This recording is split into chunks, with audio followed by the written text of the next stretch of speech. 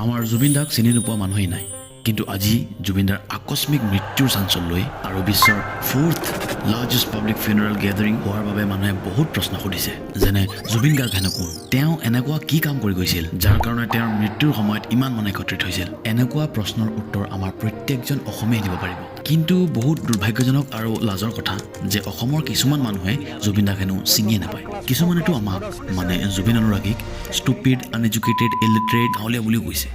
কিয় বা আমি এনেই কান্দি আছোঁ ৰেলী কৰি আছোঁ ৰাস্তা ঘাট জাম কৰি আছোঁ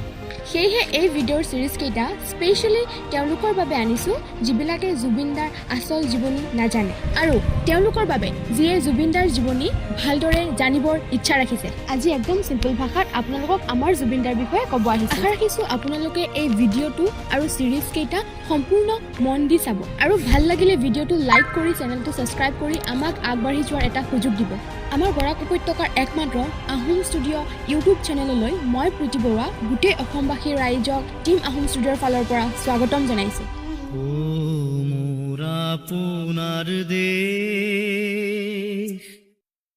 জুবিন গাৰ্গ জুবিন দা এক প্ৰসিদ্ধ ভাৰতীয় গায়ক গীতিকাৰ সুৰকাৰ আৰু অভিনেতা আছিল এই আছিল শব্দটো যে কিবা নিজৰ মনত আঘাত দি আছে যেন পাইছোঁ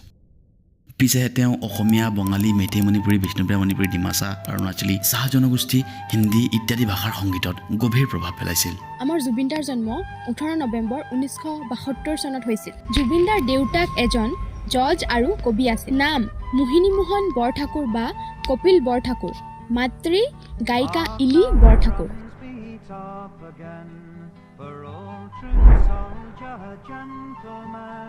Then let us live and march, I say, over the hills and far away, over the hills. জুবিনদাৰ সৰু ভনী জংকী বৰঠাকুৰ তেওঁ এজনী গায়িকা আৰু অভিনেত্ৰী আছিল কিন্তু 2002 চনত পথ দুৰ্ঘটনাত জংকী বা আমাৰ মাজৰ পৰা আঁতৰি যায়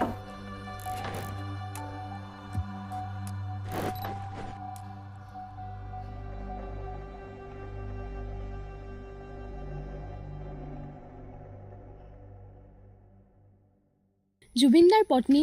গৰিমা শইকীয়া গাৰ্গ আৰু তেওঁৰ এজনী এডপ্টেড ছোৱালী যাৰ নাম কাজলী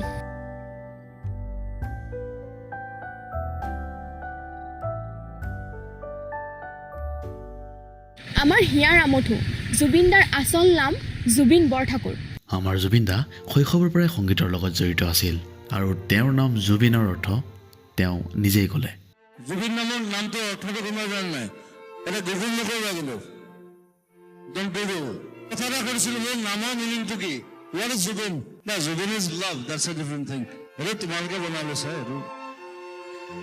জুবিন মানে তৰোৱাল হয় তৰোৱাল জুবিনদা তুৰা মেঘালয়ৰ পাছত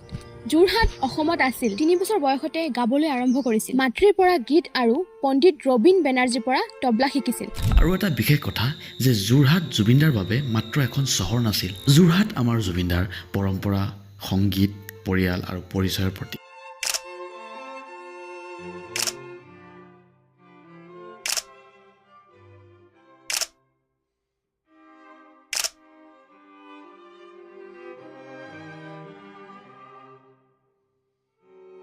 জুবিনদা আৰু যোৰহাটৰ এক গভীৰ সম্পৰ্ক আছে যিটো আমি এটা বেলেগ ভিডিঅ'ত কভাৰ কৰিব চেষ্টা কৰিম আৰু জুবিনদাৰ এডুকেশ্যন প্ৰায় গোটেই অসমেই জানে তথাপিও স্ক্ৰীণত দেখুওৱা হৈছে 19 বছৰ বয়সত 1992 চনত প্ৰকাশিত অসমীয়া চলচ্চিত্ৰ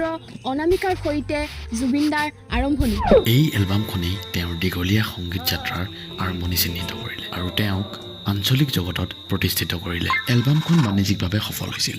যাৰ ফলস্বৰূপে তেওঁ বলিউড আৰু ভাৰতৰ বিভিন্ন ভাষাৰ সংগীত জগতলৈ আগুৱাই যাবলৈ পথ মুকলি কৰিলে জুবিনদাই 1997ৰ পৰাই হিন্দী গান গোৱা আৰম্ভ কৰিছিল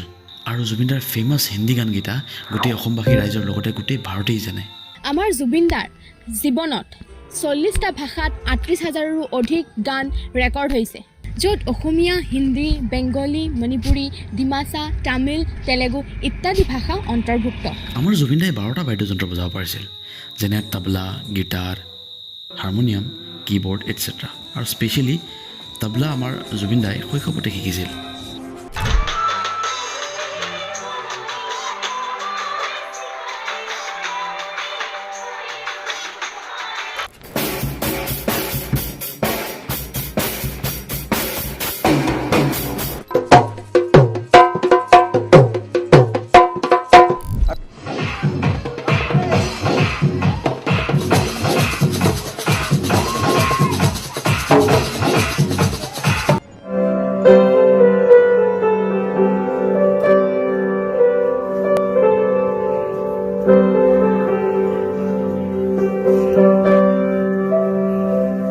জুবিন দাই সামাজিক চিন্তা ভাৱনা আৰু মত প্ৰকাশ কৰিবলৈ সংগীতৰ মাধ্যম ব্যৱহাৰ কৰিছিল।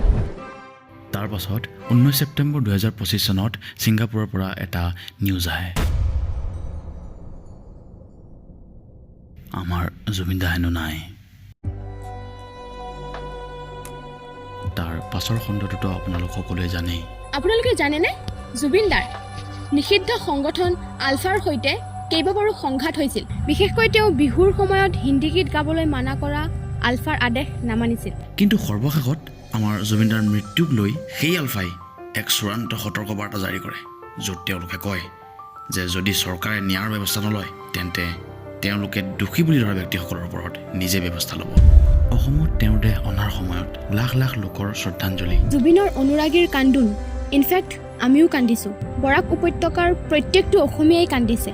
ৰেলী কৰিছে, আমাৰ জুবিন দাৰ আত্মাৰ শান্তিৰ বাবে প্ৰাৰ্থনা কৰিছে। জুবিন দাৰ শেষ ইচ্ছা আছিল তেওঁৰ অস্থি ব্ৰহ্মপুত্ৰ নদীত সোঁৱৰণি কৰা। জুবিন দাৰ সংগীত আৰু অসমীয়া সংস্কৃতিয়ে তেওঁক চিৰস্মৰণীয় কৰি ৰাখিব। জুবিন গাৰ্গ মাথো এটা নাম নহয়, ই এটা শক্তি, আৱেগ, অনুভূতি, আমাৰ হিয়াৰ আমঠু। আৰু ক্ষমা কৰিব যদিহে ভিডিঅ'টোত কিছুমান ভুলভ্ৰান্তি হৈছে। যদি আপোনালোকে ভিডিঅ'টো ভাল পাইছে তেন্তে এটা লাইক কৰি যাব, আৰু যদিহে আমাক আগবঢ়াব বিচাৰে তেন্তে এটা ছাবস্ক্ৰাইব কৰি যাব। জয় জুবিন দা, জয় অসম।